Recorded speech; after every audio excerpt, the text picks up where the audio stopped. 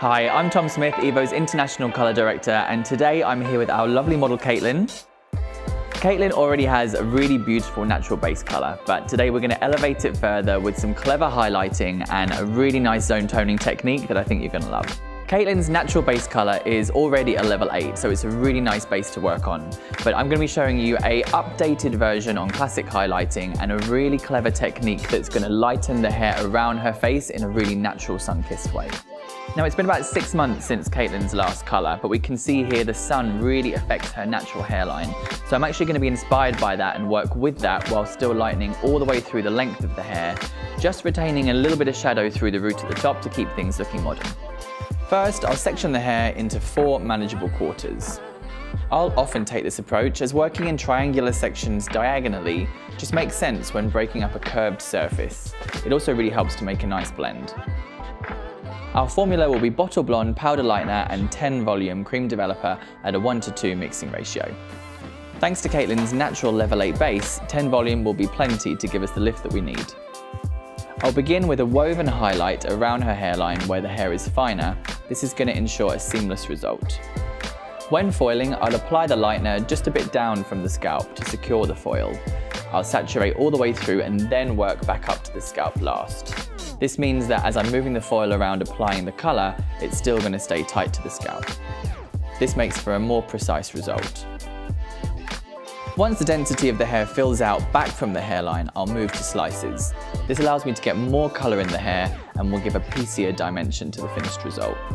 As I reach the top of the section, I'll move to woven highlights again and leave a larger space between the foils. Varying the gaps between the foils in a mindful way gives a bespoke approach to each colour you do. Placing less colour near the parting means that the hair colour design will grow out really softly for the next weeks and months to come. Placing the slices on a diagonal angle means that when the hair is worn straight, it will be really softly blended. But when the hair is worn with a wave or some texture, the dimension will really pop out. As we get to the front hairline, I'll make sure to place the weaves at the key points of the hairline. This is another detail that will vary depending on the unique qualities of the client's hairline. Adjusting the weaves accordingly means that no 2 colour designs are the same, and each is unique to the wearer. As we move up from the hairline, the width of the section might mean that 2 foils are needed. I continue up on a diagonal angle until I'm clear of the hairline, and then I'll begin to slice again. Keep in mind that the thickness of each slice is going to vary depending on the density of the hair that you're working on. As I move towards the crown of the head, I gradually increase the gaps between each subsection. I'll then move back to woven highlights as I meet the top of the section at the crown. Now I've finished the first quarter at the front, I'll use bottle blonde clay lightener with 20 volume to add extra lift around the face. This area is already coloured, so I'm going to take a slice and weave finely towards the end of the section. I'll apply the clay lightener in sweeping motions, gradually blending towards the top and saturating the ends. Weaving towards the end of the section gives a much more diffused result, almost like backcombing. At this point, the back sections have finished developing, but I'll leave the remainder to develop for 45 minutes.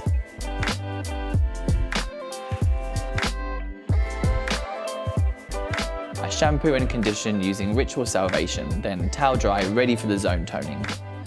We'll begin the toning process with a hairline smudge, using Huvers Permanent 1037 with 10 volume cream developer at a 1:1.5 mixing ratio. I'll paint the entire hairline for a base breaking smudge. It's really important to lift the hair out from the head to paint the strand, to avoid spreading the permanent colour back into the body of the hair. I like to paint onto the face directly to make sure to capture all the fine baby hairs. This results in a really soft and sun-kissed blonde, and it's a great way to make that client feel lighter without the harsh regrowth. My shadow root formula will be 6-1 and 8-1 with 6.5 cream developer in Huvers Demi. I'll begin the shadow root under the circular section against the natural fall. This means that when the colour's developed, it will be impossible to see any brush strokes or lines in the hair. I apply the top section horizontally across the head, which makes for a perfectly balanced symmetrical result.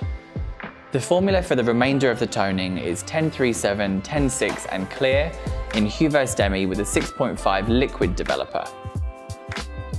Moving back through to the basin, I'll apply this in a bottle for ease and efficiency. We'll apply this to the remainder of the hair and develop for 20 minutes before shampooing with Ritual Salvation shampoo and conditioner. I love that the Huverse and Bottle Blonde colour portfolios can give us such bold, blonde, beautiful results like this.